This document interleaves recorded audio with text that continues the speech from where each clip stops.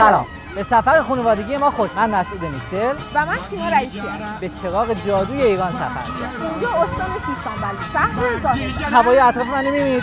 اوضاع خیلی خرابه. این آب و هوا یه چیزی کم داره. چال بلوچی. چه رنگی فکر می‌کنید من میاد؟ تیره روشنیش خیلی شدیده. بکنه. این چطوره؟ طبق اون استانداردهایی که برای لباس بلوچی این خیلی بهتر باشه، نه؟ جنسش چیه؟ نخیر. چه کاربردی؟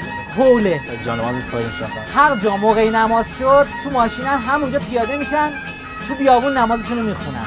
یه رو انداز تابستونی خیلی خوبه. کار میکنه، عرق میکنه، همین هستش. طوفان بشه، همین هست. علفی چیزی جمع کنه، همین هست. نماز بخونه، حولش همینه. جا نمازش همینه. چجوری میندازن این سر؟ گرد و خاک مثلا شما سوار موتور هستی میتونی مثلا اینو به این شکلی بندی.